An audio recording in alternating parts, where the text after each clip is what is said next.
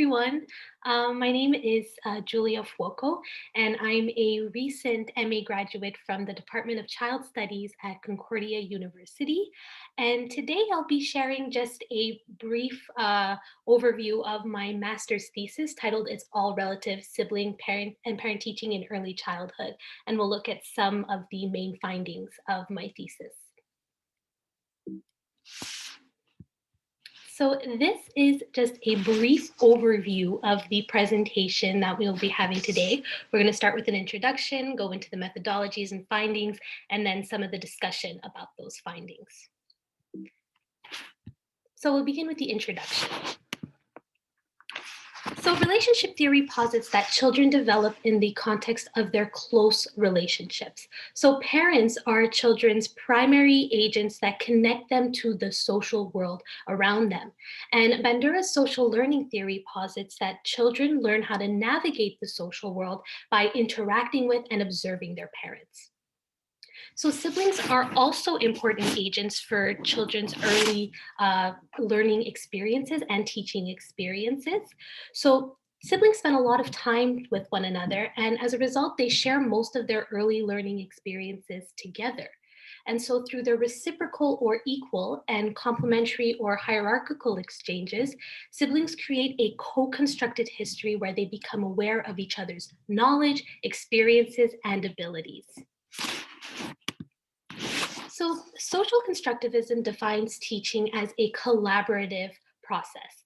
So in particular, teaching takes place when a teacher has the intent to transmit knowledge, as well as to fill the gaps in a learner's knowledge. And so in this case, teaching is a bidirectional process because both partners play a role in the learning experience. Social constructivists like Piaget and Vygotsky argue that teaching depends on differences in knowledge and not in authority. And so this means that partners work alongside each other to fill the gaps in each other's knowledge and expand the gaps in each other's knowledge. Teaching is also considered to be a natural cognitive ability. So it's not something that is explicitly taught. Instead, it presents itself reliably in children as young as 3 years of age and then improves over time. It's also something that occurs spontaneously without prompt. And it is argued to be a natural pedagogy. So Strauss and colleagues argue that children naturally have the ability to teach and to be taught, and they trust their teachers as knowledgeable sources of information, especially for new information. And so we know that teaching is an active and collaborative process, and this lends well to the literature on parent and sibling-directed teaching. So there are just two brief studies that I would like to highlight here that contributed to the goals of my thesis study. The first is about parent-directed teaching. And so parent-directed teaching has received limited attention in the literature. But a more recent study by Farhad and colleagues explored differences and similarities in mothers and fathers' teaching strategies. And so what Farhad found was that parents, so mothers and fathers, were similar in their proportion of teaching. So they're teaching similar amounts. They also use direct instruction as their most common teaching strategy. However, mothers tend to teach more explanations than fathers do. And mothers and fathers also differ in the context in which they teach. So fathers will tend to teach more during times of games, whereas mothers were found to teach more during times of conflict. The sibling-directed teaching literature has incorporated analyses of conceptual and procedural knowledge, which is different from teaching strategies. And conceptual and procedural knowledge are also two understudied topics in the sibling teaching literature. So conceptual knowledge is defined as a person's knowledge about ideas that exist in the world, as well as their ability and capacity to rationalize why they might exist and function. And so this includes using any sort of concepts, labels, and general knowledge that understand one to gain an understanding of their surrounding environment. On the other hand, procedural knowledge entails one's understanding about how to do something and involves their ability to carry out the steps to put something together. And this includes taking any verbal or nonverbal measures to complete step-by-step processes. And so a study by Howe and colleagues in 2015 revealed some notable findings regarding siblings' conceptual and procedural knowledge use according to teaching initiation. So when sibling teachers would initiate a teaching sequence, either by launching into teaching or offering to teaching, they tended to use procedural knowledge in their teaching. But when learners initiated a teaching sequence, such as by requesting to be taught, then they tended to use more conceptual knowledge.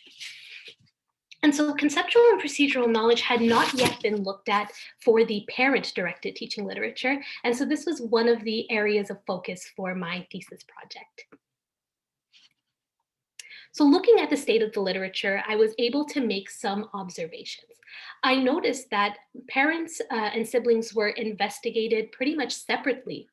There was also a large focus on semi-structured methodology, and those studies that did use naturalistic methodology did so without looking at parents when they took an active role. There was also a heavy focus on teaching strategies, and therefore there was missing some of that value that came with looking at conceptual and procedural knowledge use. Therefore, the goal of my study was to compare parents and siblings' use of conceptual and procedural knowledge during naturalistic teaching. And studying this would allow me to provide some unique contributions to the literature, particularly by expanding the limited research in this area. So this included adding additional naturalistic methodology and looking at parents as they took an active role, especially looking at fathers, which are also an understudied area in the field. And of course, by expanding our knowledge on conceptual and procedural teaching. So here's a brief overview of the methodology of the study. This study included 37 families from southwestern Ontario, where both parents were present in the home at the time of data collection. And families were observed over 2 time points over 2 years as they engaged in 90-minute sessions, partaking in an activity of their choice. For the purpose of this study, I specifically looked at the time 2 sample or portion of the data when younger and older siblings were 4 and 6 years of age, respectively. And so the 2 primary measures from the study that I'd like to address today are specifically with conceptual knowledge and procedural knowledge, as well as their subcategories. So I used qualitative analyses in my study to identify emerging themes in the transcripts in order to establish subcategories for conceptual and for procedural knowledge. And doing so allowed us to gain a deeper perspective on how parents and siblings might be similar or different in their approaches to teaching.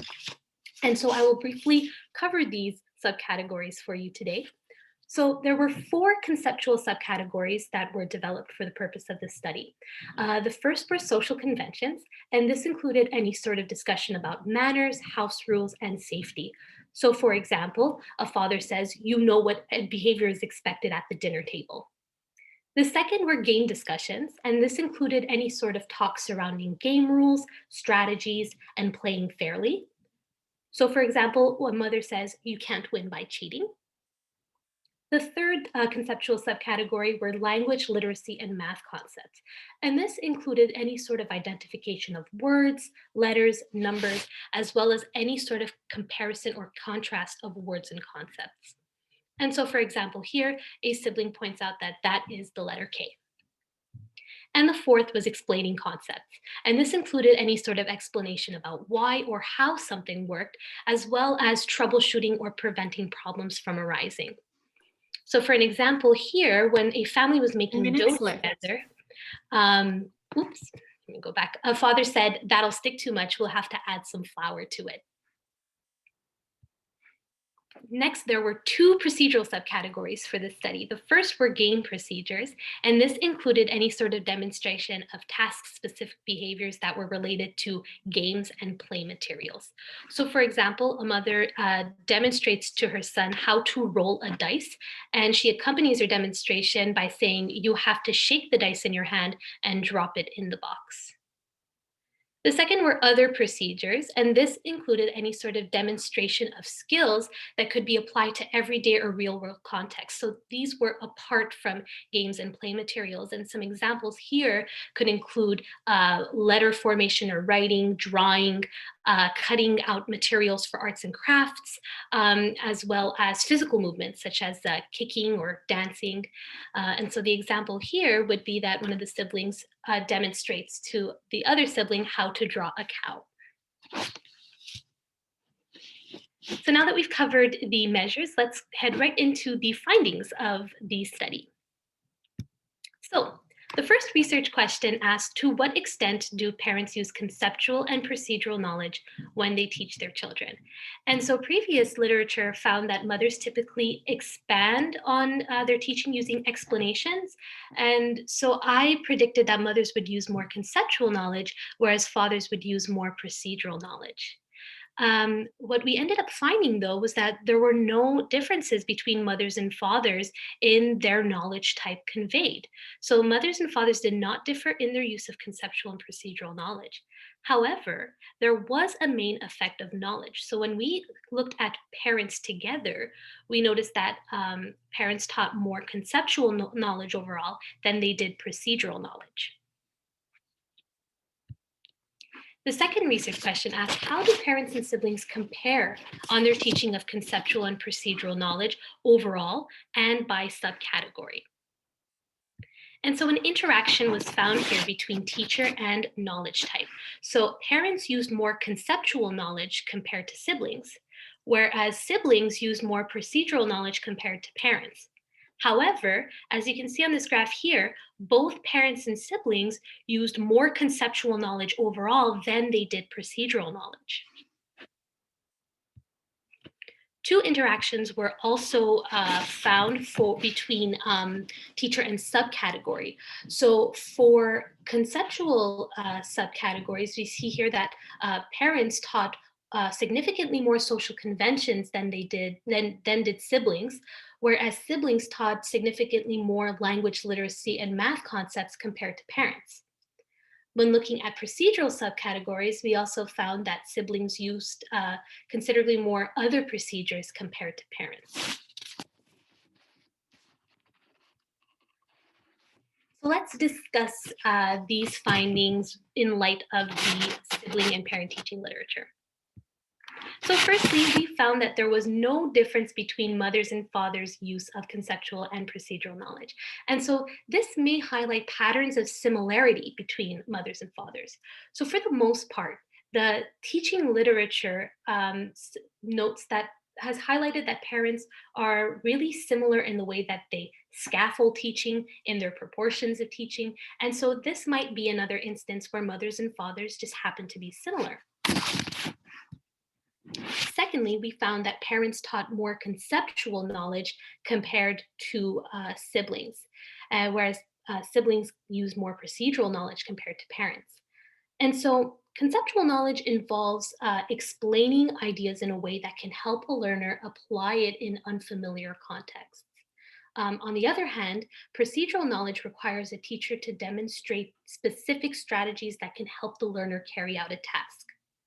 Parents might find it more interesting to teach conceptual knowledge because it's something that is more abstract in nature. And so it might help children practice applying these sort of complex concepts in unfamiliar contexts. Notably, though, parents and siblings used more conceptual knowledge overall than they did procedural knowledge.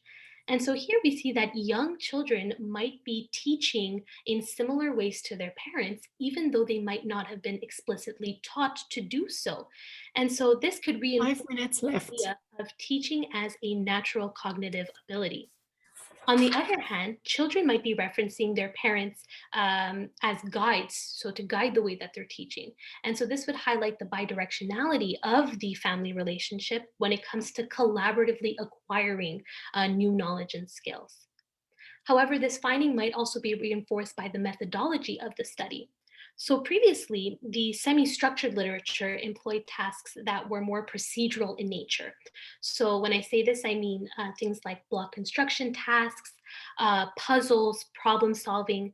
And so it could be that naturalistic methodology sort of facilitates the identification of conceptual knowledge because it's something that happens naturally and spontaneously, and it might be something that cannot be captured in predetermined tasks. However, future study would be warranted for this speculation. Next, we found that parents taught more social conventions compared to siblings. And so concepts in the social convention subcategory included any discussion about household rules, manners, etiquette, and safety. And so parents might place great importance or emphasis on teaching social conventions in the early years of childhood.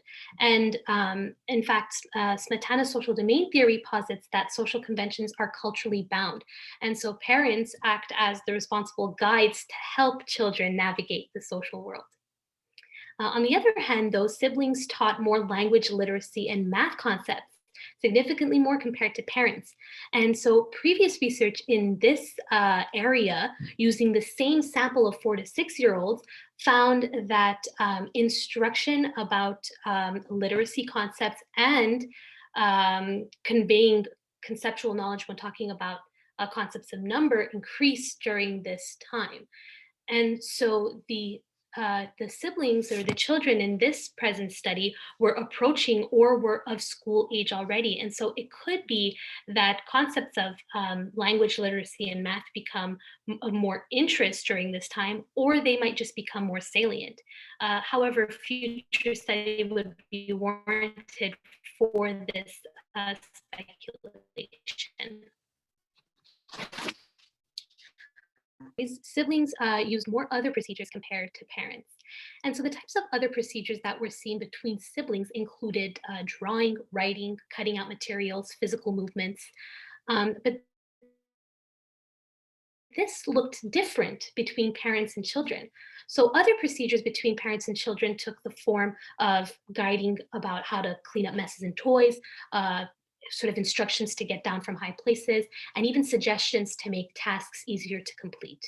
So it could be that parents were more involved when playing games and with play materials with their children, and they weren't as directly engaged when other procedures arose.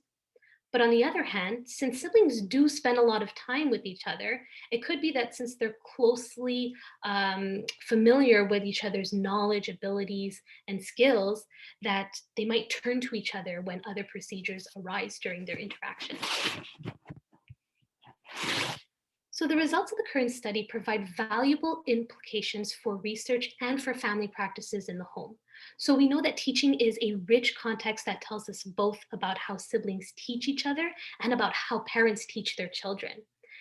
We also know that naturalistic observations are valuable for providing insight on how teaching occurs naturally and spontaneously.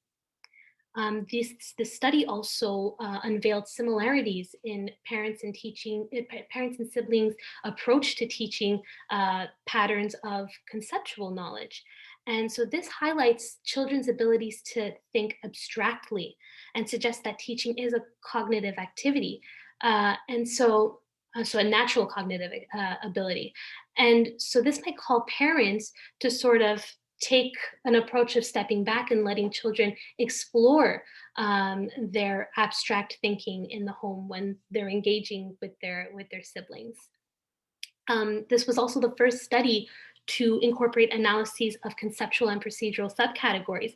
And this sort of deepens our understanding about how parents and siblings might be similar or different in their approaches to teaching. But no study is without its limitations. So the sample size was relatively small, albeit it was representative of the population in southwestern Ontario at the time of data collection. Participants were also primarily from white middle-class backgrounds from a nuclear dyadic composition, which could limit the generalizability of our findings. So of course, future research would benefit from looking at diverse cultural, socioeconomic, and compositional families, such as looking at same-sex parent households. The data in that were used in this study were also collected during the 1980s, and since then, there could have been a shift in family roles. However, it is important to note that during this time of data collection, the frequency of fathers teaching was actually greater than mothers. So this attests to the applicability of the findings to today's families. In light of these findings, though, it would be worthwhile to expand research on conceptual and procedural knowledge, particularly to analyze differences depending on the context of teaching, as well as who initiates a teaching sequence. But overall, this study supports previous theory about how teaching occurs spontaneously and naturally. It suggests that family members fill in the gaps of each other's knowledge, which highlights the bidirectional nature of the family relationship. It also emphasizes the active role that parents and siblings take in co-constructing one another's knowledge, and it reinforces the family as a unique context for teaching and development in early childhood.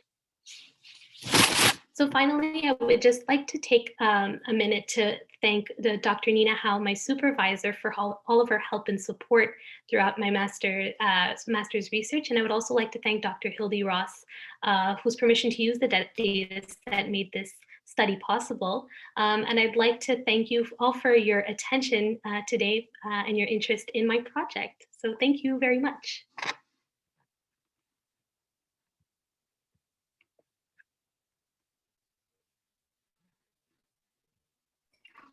Thank you, Julia, for your wonderful presentation. So we can start asking her questions about her presentation if you guys have any. So I will let you guys raise hands and pose the questions.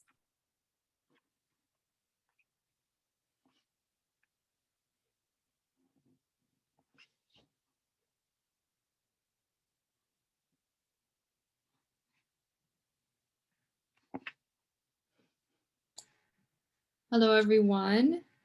So the presentation has finished. Is that correct, CU? The question period is over. Is Hao Jun Gun here? If he is not here, we will take a break between 10:15 to 11:35 to stay true to the schedule. So the next presenter will be Sahar Fazeli at 10:15 to 11:35. Thank you so much, everyone.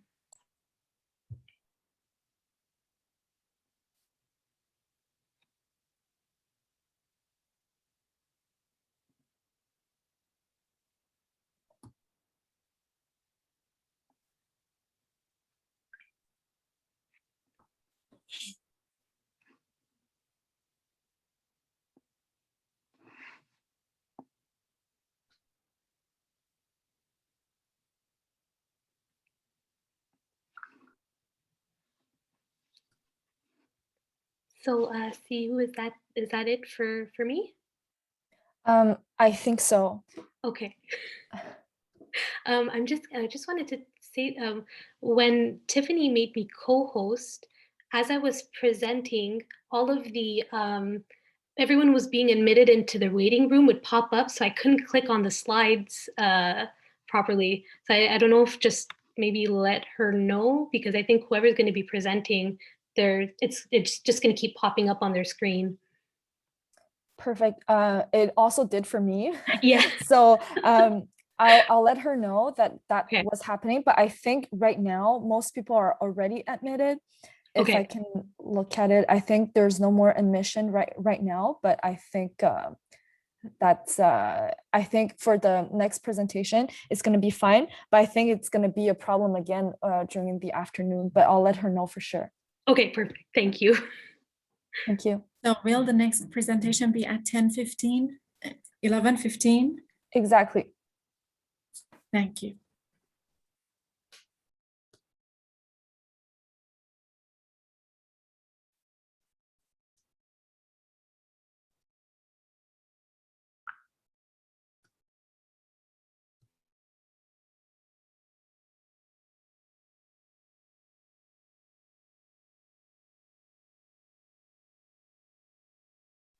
That was great, Julia. Good job. Oh, thank you. Thank you You so did an much. amazing job. Thank you very much for a wonderful presentation. Oh, you're so sweet. Thank you. Thank you for coming. Yeah, I was just unmuting myself for the same reason. I thought your presentation was really, really, really good. I'm a literacy researcher, and I thought it was really interesting that you found that the siblings were doing more co-teaching, you know, of their younger siblings. I assume it was older siblings teaching younger ones. So we actually have both. So younger Both teaching ways. older and older teaching younger. Okay, that's really, yeah, I really, really like that, because we often study what parents are doing at home with their kids to either prepare them for school, or they just naturally seem to do it. Some of them are doing the homework, and we look at the difference between very formal instruction, like this, you know, this is what a letter sounds like, and other times it's just shared book reading or any reading and writing activities that are less formal. Like it's not a direct teaching moment, it's just a sharing a nice moment together. Like going to the library is kind of an informal activity. So I really liked seeing that siblings are doing a big part of that. And there's a lot of potential for future research there. And your presentation was very good. It had a great pace. I love that you actually had a good discussion. A lot of people spend so much time on the intro, then speed through the methods, and you actually interpreted your result, and the bulk of your presentation was at the discussion. So that was, I mean, that's great. Like, you've learned how to do a good presentation early on in your career. So that was really, really fabulous. And you have a lot to teach to seasoned scholars, I would say. So fabulous job there. I'm really glad I got assigned to this room, because I got to see this talk. Wonderful. Thank you so much. That's such great feedback. I really appreciate it. Thank you.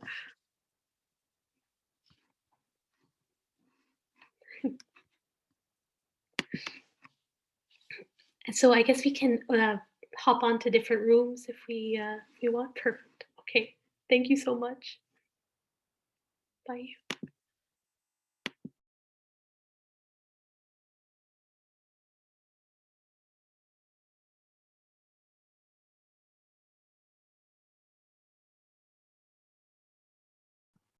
So I guess we hang out here, or can I also hop and then just come back when the next one actually starts? I think so. I'm gonna just be here because I think we're doing a whole recording for the entire morning. So I'll just stay here so I can keep recording. Well, you could also stop it and start it up again, and it might, I don't know what your plans are, but yeah, I mean, I think it's gonna be one recording for all one of big the one. So it's going to be easier, so we can just cut it off just in case if in between we're missing information. Like this one, we can easily cut off like the video. So Okay. I think so. Okay, so I will be back. So I see, so someone dropped out. So I'll be back at, I guess, right before 11:15 for books for children with cancer. All right. Okay. Actually, I have a question. Oh, Monica? Yeah, still here. Perfect.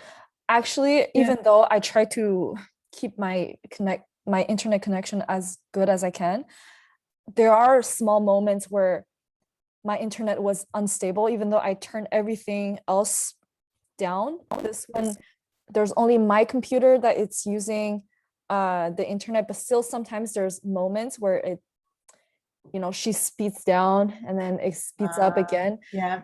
There are small moments like that. There were like two. Do you think it's possible for you to also record at the same time? Yeah, I can. So we You can also record- ask.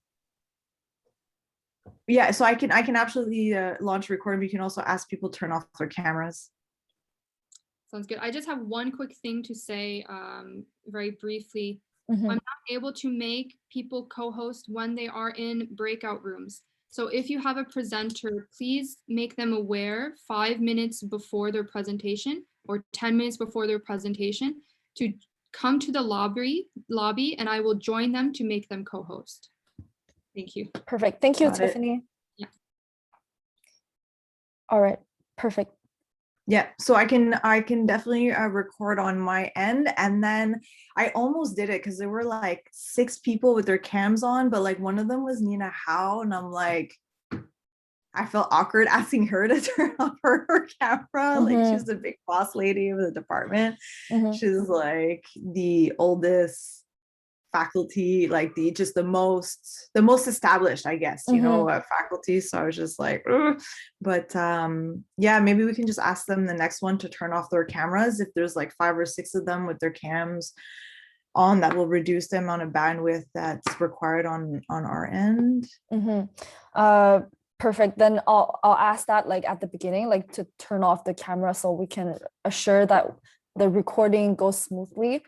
Yeah. And then when they have questions, they can reopen their camera or not. Yeah, that was the next thing I was gonna say. And then like when it's time for the Q&A, like it'd be nice if people just turn their cameras on to show their faces and ask their questions or whatever. And one last question, since the presentation go from 11:15 to 11:35, so it means that they start asking question at 11:30, right? Yeah, so usually, so see, I wasn't part of the I wasn't part of the big planning, so that's Tiffany and Marlon and Naveen, but usually presentations are 15 minutes and there's 5 minutes for Q&A. So everybody gets the floor for 20 minutes and then they move on. So yeah, 15 for talk, 5 for Perfect. That's good. Okay. Because the last one, I wasn't sure because on the schedule, it says continuation of previous presentation. So I thought she could go up until 11:05. But then Tiffany let me know, like, no, it's actually a block of just waiting. So I got confused. Yeah, like, because there was a cancellation. So yeah. I think it was, if she went over, she was lucky that she could have gone over, but she didn't. She was well organized. So that's great.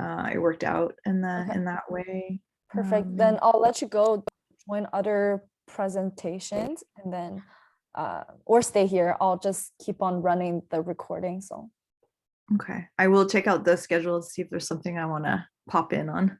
Perfect. I'll see you later. All right.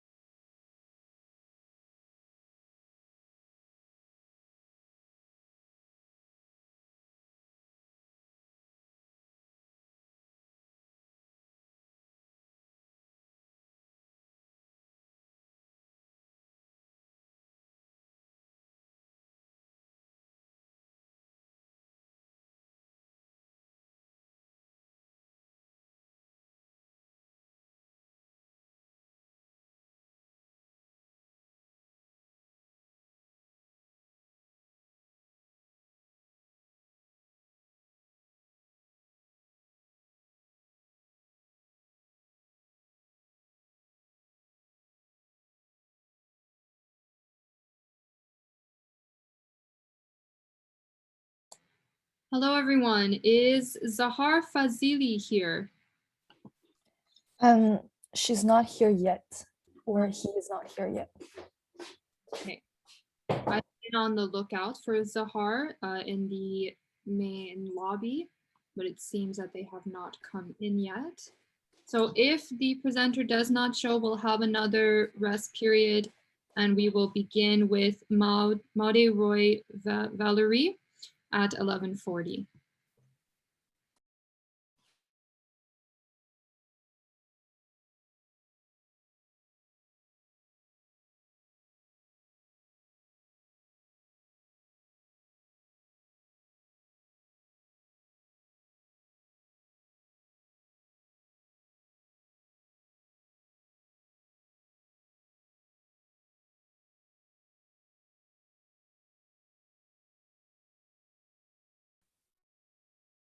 See you. There were in the schedule, there was just one person presenting for part C, but they changed. Did you see that? Sorry, give me a second. Yes, sorry, I missed your question, sorry. No, it's not a question because I was the timekeeper in room C. And then I guess it was you who told me that her presentation would be prolonged. There's But a little, yeah, in the schedule that is so, but she finished earlier. actually, I think there was a little miscommunication, which Yeah. on the schedule, it did say continuation of previous presentation, Yeah, but she finished early. she finished earlier, and then also because of I think Tiffany also came in to let people know that like we will keep up with the tentative schedule, so it ended early too. And she also said like her presentation wouldn't take more than 20 minutes, so yeah, but the rest we can just follow the schedule as it is. So the next person is supposed to start at 11:15 until 11:30, so you can keep on with what you did before. It was perfect. Yeah, thank you very much. No problem. So like Tiffany said, if Sahar is not here yet, either we will cut short his or her presentation, or it will be a rest period again.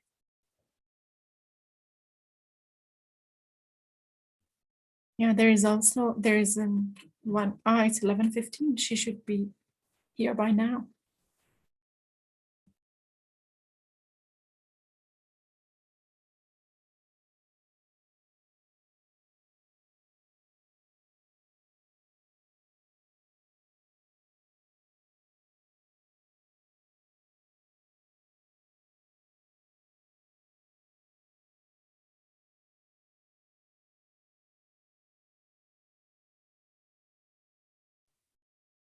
I guess Tiffany would have her email because I don't think me or CU have any emails yet. And since it's only 15 minutes, I think it might be kind of short, and hopefully they will be here very soon.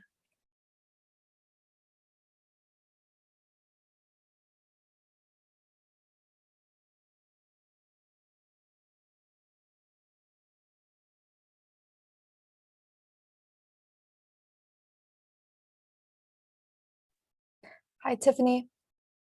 I see you. So we haven't seen Sahar Fazeli, correct? No, he or she haven't came into this room yet. Excuse me, is she joining from a different country or is she in Montreal? Do you know? I would need to look that up. Because maybe she has a problem with her Zoom. It could be a possibility. Unfortunately, if he or she does not show up before 11:35, you will have to move to the next presenter.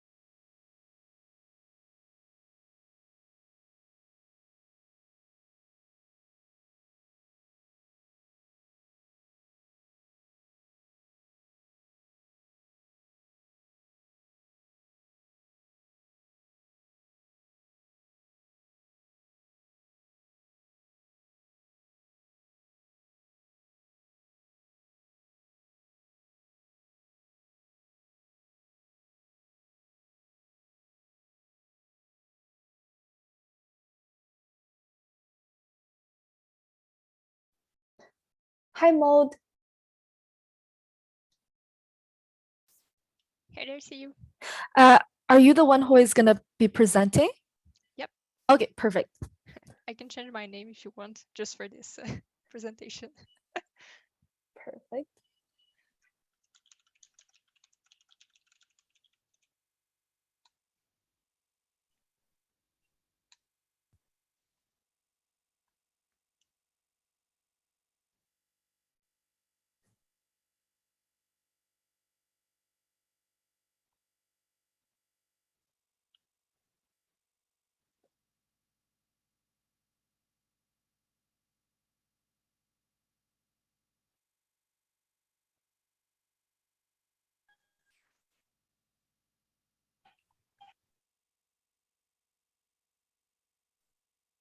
I'll just turn off my camera for a time because I'm going to be showing a Prezi video. So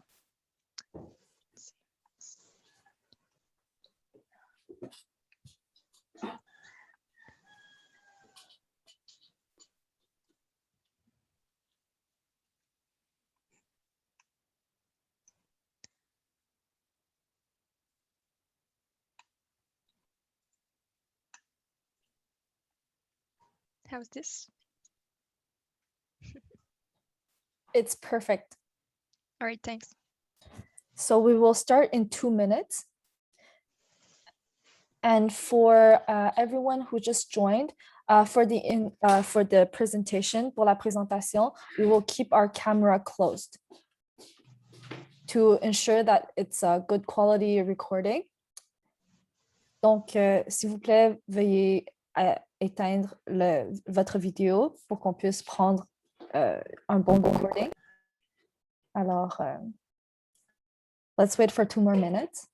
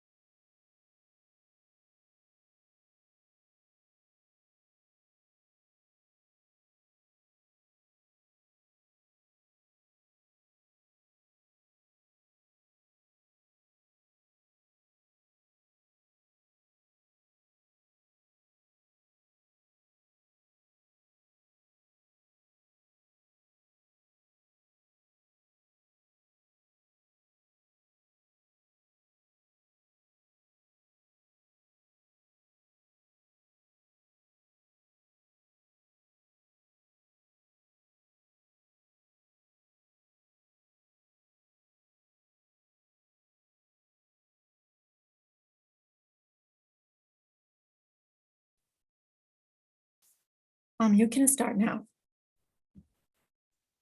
All right, thanks. So I'm going to be presenting in French, but please feel free to ask me any questions in English if you'd like to at the end of the presentation. Alors, bonjour tout le monde, mon nom est Maude Roy-Vallieres. Donc aujourd'hui, je vais vous parler de mon projet en fait doctoral sous le titre de Qualité en maternelle 4 ans et en CPE, une comparaison. Donc, pour vous parler un petit peu plus de mon projet doctoral et pour que vous compreniez le contexte, je vais d'abord commencer par la problématique. Donc, on sait en fait que les expériences de qualité, c'est très important lors de la période de la petite enfance. Mais pourquoi?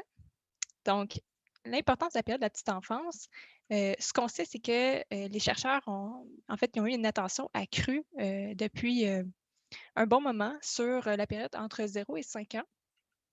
Ça peut être entre autres dû au fait que l'objectif 4.2 des Nations Unies consiste à offrir une éducation préscolaire de qualité à tous les enfants.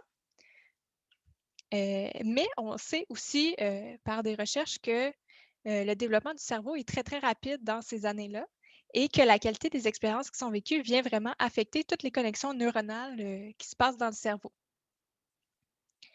Pourtant, malgré qu'on voit une importance de la période de la petite enfance et d'avoir des services de qualité, il y a des recherches qui ont montré que peu de services éducatifs dans le monde offrent des expériences de qualité. Alors, on peut se questionner au Québec, bien, finalement, est-ce que nos services sont de qualité? Donc, la qualité éducative au Québec, il y a plusieurs études qui ont exploré un peu les différentes de cette qualité-là. Moi, je m'intéresse surtout aux deux services éducatifs qui sont en fait là, puisque tout le monde y a accès. Par contre, ce qu'on remarque dans les études qui comprennent les maternelles 4 ans et les CPE, c'est que, en fait, finalement, aucune étude ne compare les maternelles 4 ans et les CPE dans la même étude. On remarque aussi que les études qui ont été faites sur les maternelles 4 ans et celles qui ont été faites sur les CPE n'ont pas utilisé les mêmes outils de mesure, donc leurs résultats sont difficilement comparables, très, très récentes, alors que les CPE datent plutôt des années 2000 et 2010. Donc, ça ajoute à la complexité finalement de comparer les résultats et d'avoir un portrait global de la qualité qui est accessible finalement aux enfants au Québec. Le fait de ne pas avoir d'informations là-dessus, donc sur cette qualité-là, ça a plusieurs conséquences. Notamment, donc les services éducatifs pourraient se retrouver débalancés dans le sens où, disons, les maternelles 4 ans pourraient être de meilleure qualité et favoriser mieux le développement de l'enfant que les CPE. Et ce n'est pas une situation qui est souhaitable. On aimerait que tous les enfants se développent bien, en fait, de façon efficace. Ça crée aussi un débat dans les médias. Là, tous les chercheurs, les politiciens et les praticiens vont vraiment se positionner dans le débat pour ou contre la maternelle 4 ans. Peut-être que vous en avez entendu parler. Les gens vont se monter les uns contre les autres et ça va vraiment baisser les efforts communs d'amélioration des services pour les enfants au Québec, finalement. Donc, moi, je tiens un petit peu à venir adresser ces problèmes-là qui sont à la fois sociaux et scientifiques avec la question de recherche qui est quels sont les niveaux de qualité éducative de groupes d'enfants de 4 ans en maternelle et en CPE québécois? Mais d'abord, avant de répondre à la question, trouver des outils, il faut savoir qu'est-ce que la qualité éducative. Dans les recherches en petite enfance, on a vraiment plusieurs approches de la qualité éducative. D'abord, on a l'approche subjective, qui est une approche qui est basée en fait sur les valeurs et la culture de la personne. Donc, c'est-à-dire ce qui est un service de qualité va être déterminé selon ce que chaque personne va penser. Donc, la qualité éducative serait un concept qui est co-construit en fonction aussi des contextes dans lesquels la personne vit. Par contre, cette approche-là a une faiblesse qui est que finalement, les critères de ce qui est de qualité, c'est très changeant. Donc, ça va finalement changer avec chaque personne. Et ça va amener des difficultés de généralisation des résultats et c'est difficile à mettre également en relation avec des mesures du développement de l'enfant. Donc, c'est une approche qui est plus ou moins adaptée au projet de recherche sur lequel je m'intéresse, puisque finalement, ça varie un peu trop et on ne serait pas capable de comparer les services sur le même pied d'égalité. Alors, je m'inscris plutôt dans l'approche qui est normative, donc qui est basée sur les théories de la psychologie développementale. C'est vraiment une approche qui vise à établir des normes et des critères pour évaluer. On peut se questionner sur, en fait, c'est une approche qui est particulièrement nord-américaine, donc on peut se questionner sur sa pertinence dans d'autres contextes culturels. Mais jusqu'à maintenant, c'est une approche qui est nord-américaine, donc qui s'applique bien à la recherche. Donc, je reviens à ma question. Qu'est-ce que la qualité éducative? Alors, dans l'approche normative, la qualité éducative comporte deux composantes. Donc, on a la qualité structurelle qui contient la structuration des lieux, la taille du groupe et la formation de l'adulte initial ou continu. Donc, c'est tous les éléments finalement de l'environnement du service éducatif. D'un autre côté, on a la qualité des processus. On va parler des interactions que l'enfant peut avoir avec les autres enfants, les adultes et le matériel qui est présent dans le local. Ce que les recherches nous disent, c'est que la qualité des interactions entre l'enfant et l'adulte ou les adultes, et la variable qui permet de mieux prédire le développement de l'enfant. Donc, il y a eu beaucoup d'attention qui a été accordée à ça dans les recherches récentes et c'est entre autres une variable sur laquelle moi aussi je vais m'intéresser. Pour expliquer un petit peu les variables, donc on a vu la qualité structurelle, on a vu la qualité des processus. Pour expliquer leur importance en fait dans le développement de l'enfant, on a le modèle écosystémique de la qualité. Donc l'ontosystème, c'est l'enfant finalement, et lui, il évolue dans plusieurs systèmes différents, entre autres les services éducatifs, le milieu de travail des parents, les politiques. Et l'ontosystème, finalement, en fait, la qualité des interactions est très proche de l'enfant lui-même, donc va directement influencer son développement. La qualité structurelle, elle est également dans le microsystème, qui est le plus proche de l'enfant, mais est un petit peu plus loin que la qualité des interactions. Donc, elle va influencer le développement de l'enfant, mais en passant par la qualité des interactions. Donc, moi, je m'intéresse particulièrement à la qualité des interactions, mais c'est aussi important de s'intéresser à la qualité structurelle, puisque elle va moduler la qualité des interactions qui va finalement influencer le développement de l'enfant. Ce qui m'amène aux objectifs de ma recherche. Donc, d'abord, qui est de mesurer et de comparer les niveaux de qualité structurelle et les niveaux de qualité des interactions en CPE et en maternelle 4 ans.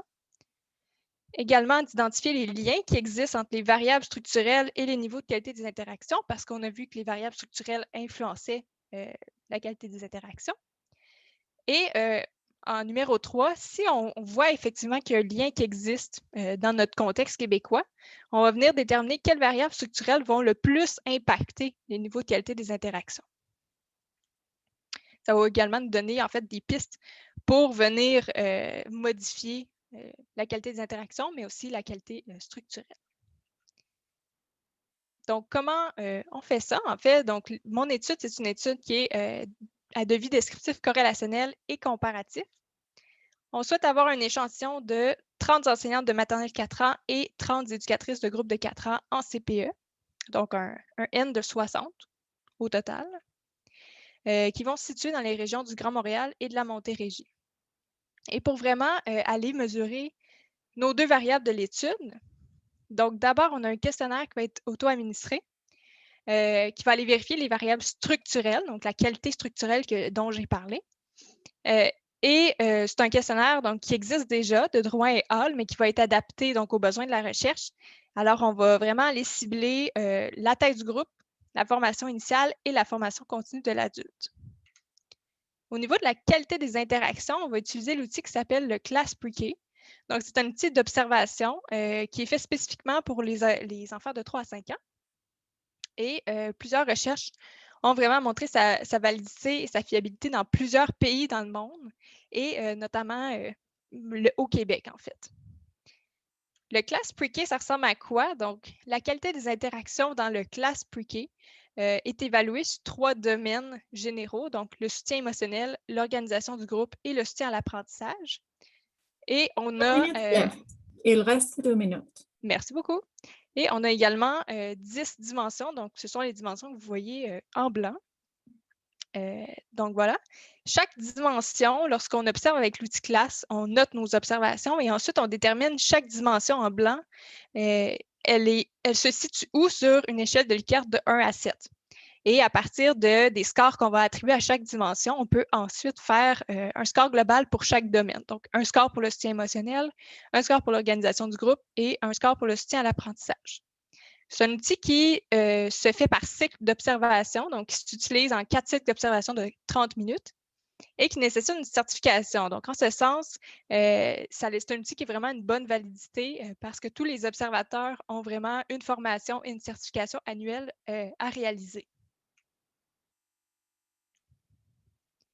Donc voilà, à partir des données qui seront collectées avec ces outils, donc on a plusieurs analyses qui sont prévues. Donc je rappelle le premier objectif qui était de mesurer et comparer les niveaux de qualité structurelle et des interactions. Donc ça ici, on souhaite faire des comparaisons de moyenne avec des testés, mais aussi des analyses simplement descriptives. Au niveau d'identifier les corrélations présentes entre les variables, on souhaite faire des analyses de corrélation de Pearson.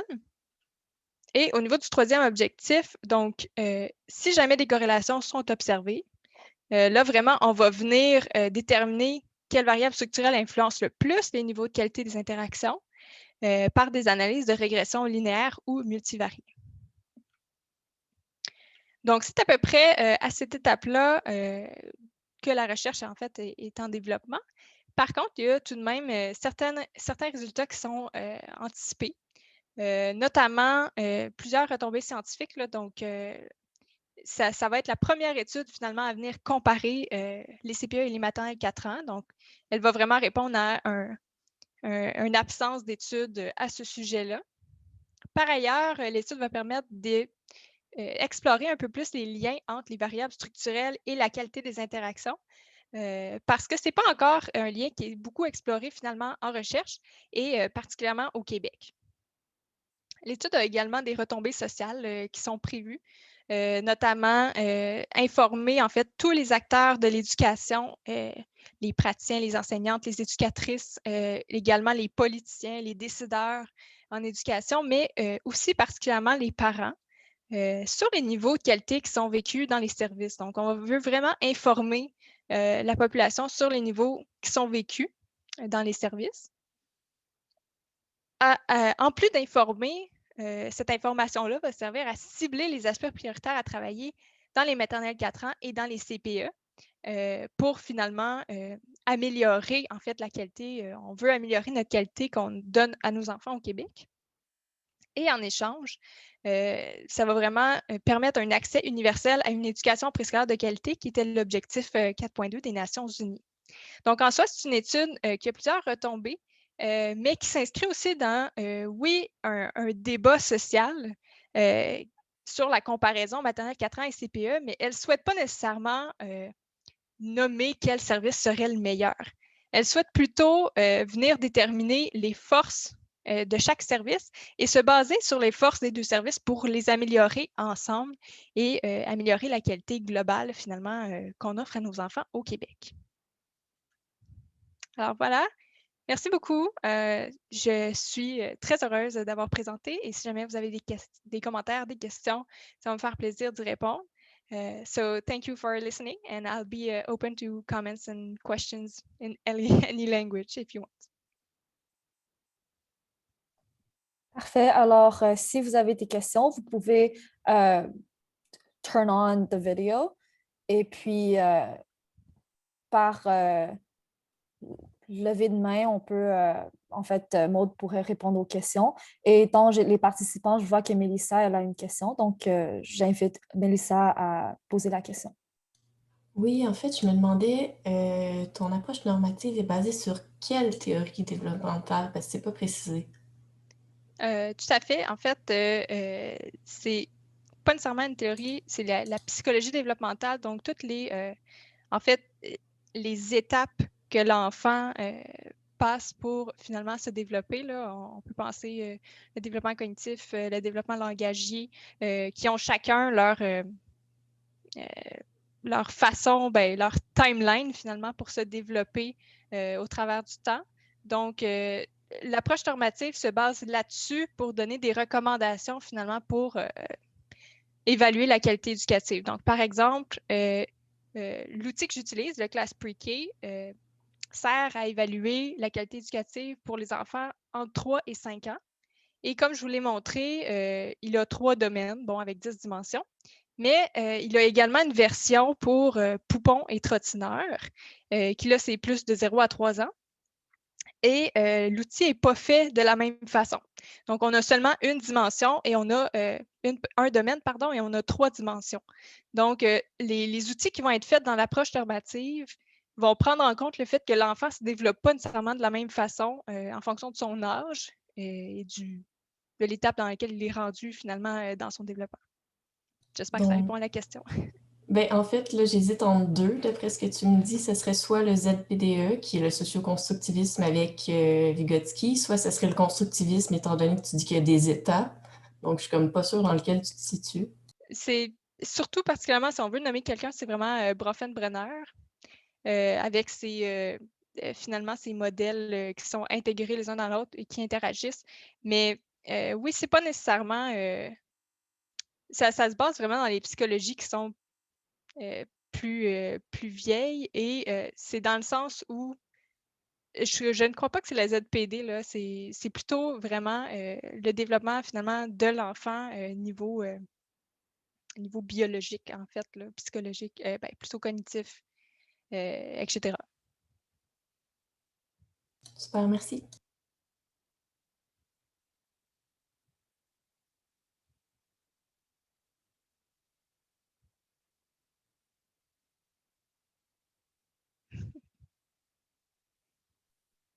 There's still 3 minutes left. If you have any, or anybody has any questions, or if you have more explanation, you can go on.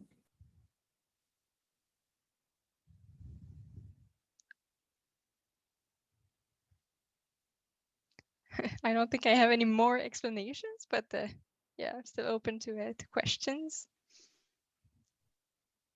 C'est plus une question technique. Comment je fais pour aller me rendre aux présentations posters?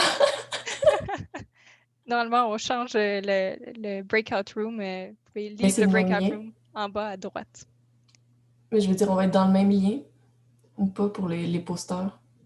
Est-ce que vous avez le schedule? Ouais, je repars à partir de là. Je pense que oui. OK, Je pense qu'à partir de là, il y aura les poster presentations, puis il y aura le Zoom link. Je pense pas que ça va être ici. Je pense que ça va être un autre. Ok. Mais je pense que c'est juste plus safe d'aller ouvrir de là.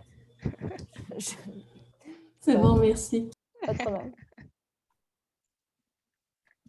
Merci tout le monde de m'avoir écouté. Ça m'a fait plaisir.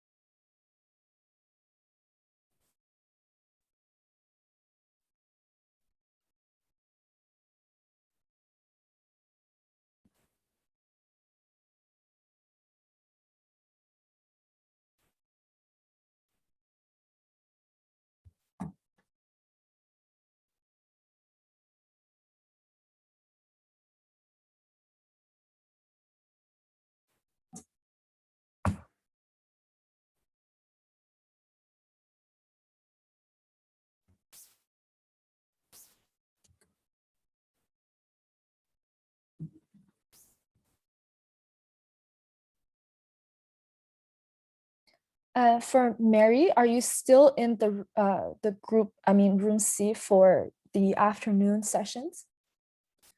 I haven't signed for afternoon session, but I can be. If I wanted to ask Tiffany that if they need any help, I can still stay. Perfect. Actually, because I don't know why, but I haven't received who is working with me in the afternoon, and I don't know if I have to be in a. Yeah, I'm here if you need. Perfect. Well, actually, we'll have to ask Tiffany just in case if she needs you somewhere else. But do you guys have like the volunteer planning with you? Yeah, wait, I can find it and tell you. It would be really helpful if any of you guys could maybe share with me, because I have no idea. I just know I'm in the room C, but I'm not sure. I can share the screen if you. Perfect. Actually, I don't think you can be. You're not a co-host, so I don't think you have Well, I don't think you can. No, I'm not a co-host. I can share. I have Yeah, that right would be really great. Thank you, Maude. I think it's this one. Oh no, wait, volunteer schedule. Here you go. Okay, perfect. Could you go? Oh, that's the one. Okay. Do you know if in the paper presentation there's anyone who will be there, or not really? Yeah, I don't know, but I can go to lobby and we can ask Tiffany. Okay, perfect. Well, they're gonna close down the breakout room soon, but I think it's fine, Mary. I think there's people who are doing the timekeeper with me, so no worries. All right, well, thank you're you. here, So so see you later. there seems to be Onie, Michi, and Carla. That's perfect. Then I know I'm in room C the whole time. All right. Perfect. If you want to go back to the main room, go ahead. Yep.